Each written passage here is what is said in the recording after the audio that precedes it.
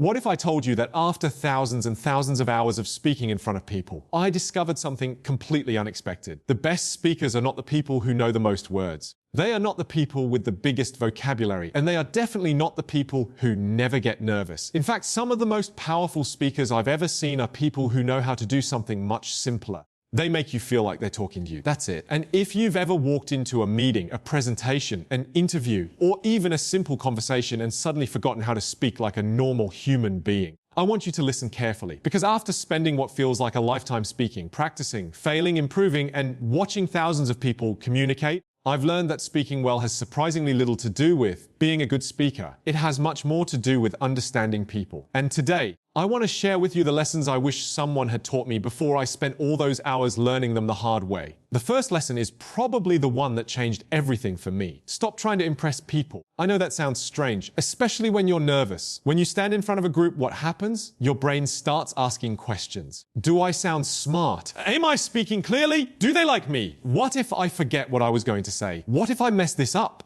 And suddenly, instead of having a conversation with the audience, you're having a conversation with yourself. You're monitoring your voice, your hands, your posture, your grammar, your facial expression. You're basically standing outside your own body, watching yourself speak, and that is exhausting. Here's what I learned. The moment you stop asking, how am I doing, and start asking, how are they doing, your communication changes. Think about the difference. Instead of thinking, I need to sound confident, you think, how can I make this easier for them to understand? Instead of, oh, I need them to like me, you think, how can I make them feel comfortable? Instead of, I need to impress them, you think, what do they need from me right now? That tiny shift takes you from performance to connection. And people can feel the difference. Imagine two people walking into a room. One person is thinking, I hope they think I'm interesting. The other is thinking, I wonder what I can learn about these people. Who do you think becomes more interesting? Exactly, the person who is interested. So the next time you're nervous before speaking, don't try to eliminate the nerves. Redirect them. Take all that attention you're spending on yourself and give it to the people in front of you. You don't need to perform for them. You need to serve them. And that brings me to the second lesson. Clarity beats intelligence. This is something I wish more people understood. There is a strange belief that sounding intelligent means using complicated words. It doesn't. If you have a brilliant idea but nobody understands it, what have you actually communicated? Imagine handing someone a beautifully wrapped gift. The wrapping is incredible. Expensive paper, perfect ribbon. Everything looks impressive. But there's no way to open the box. Is that a good gift? Of course not. Your words work the same way. Your idea is the gift. Your language is the packaging. And your job is to make the gift easy to receive. I've watched people completely lose an audience because they were trying so hard to sound intelligent. They used 10 words when 5 would have worked. They gave 3 explanations when 1 example would have been clearer. They started a sentence without knowing where it was going, and then they wondered why people stopped listening. Here's a simple test. After you explain something, ask yourself, could a 12-year-old understand what I just said? Not because your audience is unintelligent, because if you can explain a complicated idea simply, you probably understand it deeply. Think about the best teachers you've ever had. They didn't make you feel stupid for not understanding. They made difficult things feel simple. That is the real skill. So practice taking your complicated thoughts and turning them into simple sentences. Instead of saying, we need to optimize our interpersonal communication dynamics, say, why need to communicate better? Instead of, there are numerous factors contributing to this phenomenon, say, there are 3 reasons this happens. Suddenly, people can follow you. And when people can follow you, they can trust you. But there's another problem that almost nobody talks about. Sometimes your words are perfectly clear, but people still don't remember them. Why? Because information without emotion disappears quickly. And that leads to the third lesson. If you want people to remember what you say, give them something to feel. Think about the last time someone told you a statistic. Maybe you heard a number about productivity, money, health, or business. Can you remember it? Probably not. Now think about the last time someone told you a story that made you laugh, cry, or feel understood. You probably remember exactly where you were when you heard it. That's because humans are not storage devices. We are meaning-making machines. We remember experiences. We remember pictures. We remember emotions. So if you want your communication to stick, stop giving people only information. Give them an experience. Instead of saying, confidence is built through repeated exposure, tell someone about the first time you had to speak in front of a crowd with your heart pounding so hard you thought everyone could hear it. Instead of saying, failure is useful, tell them about a moment when you completely messed something up and discovered something valuable afterward. Stories take abstract ideas and turn them into something people can see.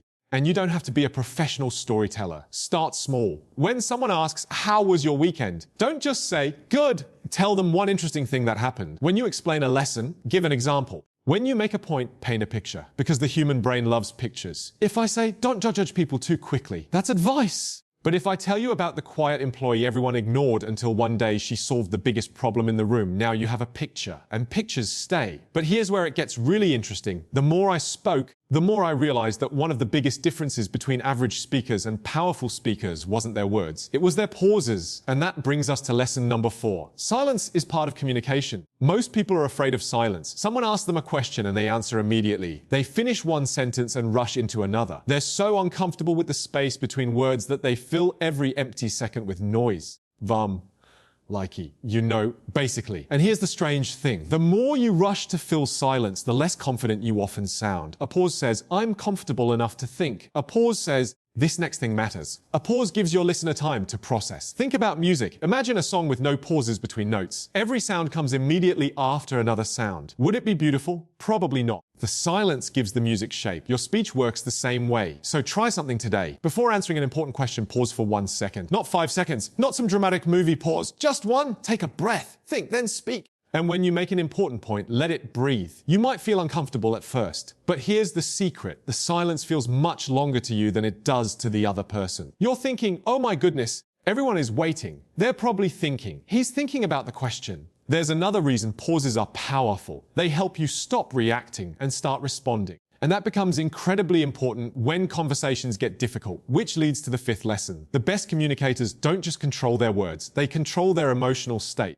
You can know every communication technique in the world, but if someone criticizes you and you instantly become defensive, none of those techniques matter. If someone interrupts you and you become angry, none of those techniques matter. If someone disagrees with you and you feel like you have to prove them wrong, none of those techniques matter. Because communication is not only about what comes out of your mouth, it's about the energy behind it. Have you ever noticed that when you're calm, you find better words? You explain things better, you listen better, you think faster. But when you're emotionally overwhelmed, suddenly the simplest sentence becomes difficult.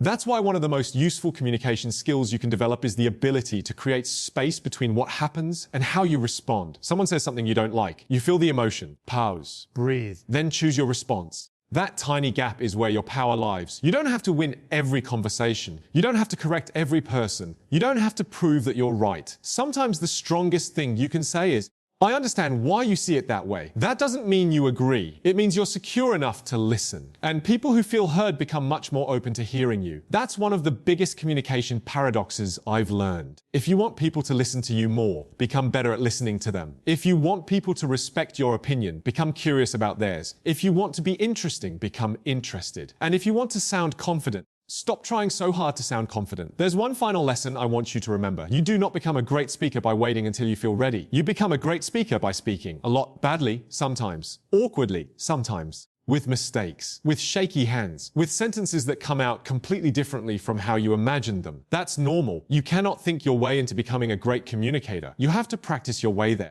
The first time you go to the gym, you don't expect to lift the heaviest weight in the room. So why do you expect yourself to walk into your first presentation and communicate like someone who has done it for 10 years? Give yourself permission to be a beginner. Record yourself speaking for 2 minutes every day. Explain an idea. Tell a story. Teach something you know. Then listen back. Not to criticize yourself, to notice. Where did you rush? Where did your voice become unclear? Where did you repeat yourself? Where did you sound most natural? Then do it again tomorrow. Because improvement doesn't usually arrive as one dramatic breakthrough. It arrives quietly. One conversation. One presentation. One mistake. One uncomfortable moment at a time. And one day you look back and realize something has changed. The thing that used to terrify you now feels normal. The conversation that used to make you overthink now feels easy. The presentation that once kept you awake the night before is now something you actually enjoy. Not because fear disappeared, but because your experience became bigger than your fear. So if you take anything from everything I've learned through thousands of hours of speaking, let it be this. Great communication is not about becoming someone else. It's about becoming more present, more curious, more clear, more human. Stop trying to sound impressive. Try to be useful. Stop trying to sound perfect. Try to be understood. Stop trying to eliminate every nervous feeling. Learn to speak while the feeling is there. Stop filling every silence. Let your words breathe. And stop waiting for confidence to magically arrive before you speak. Speak, then learn, then speak again. Because confidence is not something you need before you communicate. Confidence is often what communication gives you after you've done it enough times. And maybe that's the real lesson after all those hours. The goal was never to become the perfect speaker. The goal was to become the kind of person who could walk into any room, look another human being in the eyes, and say what needed to be said with clarity, courage, and heart. You don't need 10,000 hours to start. You just need the next conversation. So go have it. And this time, don't ask yourself, how did I sound? Ask yourself one better question. Did I make them feel understood? Because when you learn to do that, you stop merely speaking. You start connecting. And that is when your words begin to matter.